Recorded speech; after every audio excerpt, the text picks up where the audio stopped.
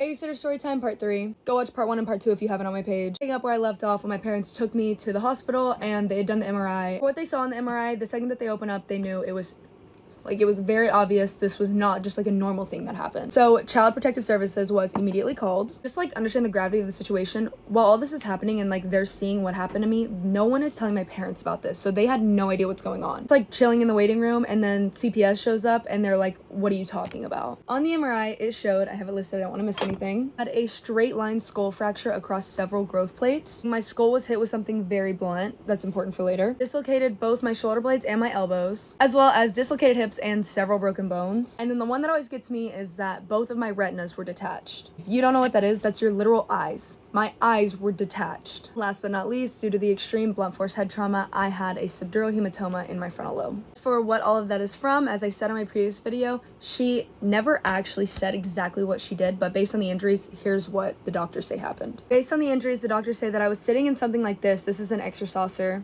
and that she grabbed me by my wrist and pulled me out. She explains the elbows and the shoulders, and they say my feet getting caught up in this is what caused my hips. And because of my eyes and the very prominent shape in the skull fracture, say she took me by my armpits and shook me insanely hard, hitting my head up against one of two things. Stuck at explaining stuff, so I'm trying to give visuals. Taking me either into this part of a granite countertop or this part of the corner of a wall. We'll never actually know for sure, but it was definitely something sharp and hard. Connect the dots. Earlier when I said my mom had picked me up and I was sleeping, I was not actually sleeping. I was unconscious because I was bleeding into my brain. So after they'd seen all that, my parents were taken to the police station and me and my sister were taken by CPS. Yes, in these type of situations, it's automatically assumed that it was someone in the immediate family. I said my sister was only 6 at the time and they still interrogated her. Cleared my older sister pretty straight off the bat though due to her disability. My older sister was born with cerebral palsy. They basically said at 6 years old, she wasn't strong enough at the time to cause that type of damage. Probably one of the biggest parts that doesn't sit right with me is that because my sister was born with cerebral palsy, I was born with an intestinal issue, and now this. They immediately started insinuating to my mom having Munchausen's by proxy. Imagine like what my mom was going through